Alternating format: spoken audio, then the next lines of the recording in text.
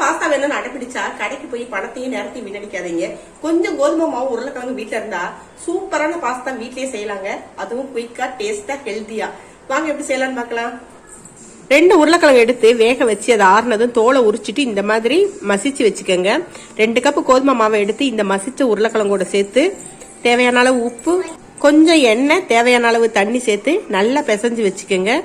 இப்போ உங்களுக்கு பிடிச்ச டிசைன்ல இதை குட்டி குட்டியா இந்த மாதிரி செஞ்சு வச்சுக்கோங்க. இதுதாங்க பாஸ்தா. கையில ஒட்டுற மாதிரி இருந்துச்சுனாக்க லைட்டா எண்ணெய் தடவிக்கங்க.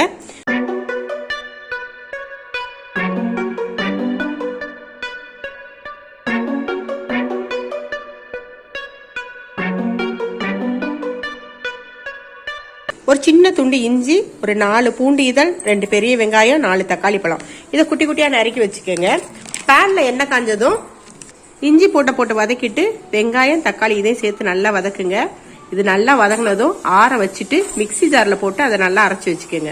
இப்போ ஒரு பாத்திரத்துல தண்ணி ஊற்றி தண்ணியை நல்லா கொதிச்சதும் நம்ம டிசைன் பண்ணி வச்சிருக்கிற இந்த பாஸ்தா ஊற்றிக்கு அதில் போட்டு வேக விடுங்க. கரண்டி உடனே விட்டுறாதீங்க. திரும்பவும் தண்ணி நல்லா கொதிச்ச பிறகு கரண்டியை விட்டு அதை நல்லா அப்படி பிரிச்சு எடுத்து விடுங்க.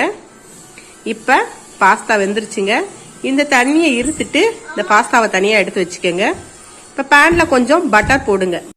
பட்டர் இல்லை அப்படின்னாக்க கொஞ்சம் நெய் சேர்த்து நம்ம அரைச்சி வச்சிருக்கிற இந்த தக்காளி பேஸ்ட்டை போட்டு வதக்குங்க. இப்ப இதை 1 டீஸ்பூன் மிளகாத்தூள், 1 டீஸ்பூன் மல்லித்தூள், 1/4 டீஸ்பூன் கரம் மசாலா, தேவையான அளவு உப்பு போட்டு நல்லா கொதிக்க விடுங்க.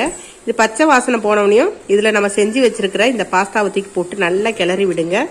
மசாலா எல்லாம் இந்த பாஸ்தாவோட நல்லா பின்னி பிசைற வரைக்கும் நல்லா கிளறிக்கிட்டே இருங்க. இப்ப எடுத்து பரிமாறினீங்கன்னா சுவையான பாஸ்தா ரெடிங்க.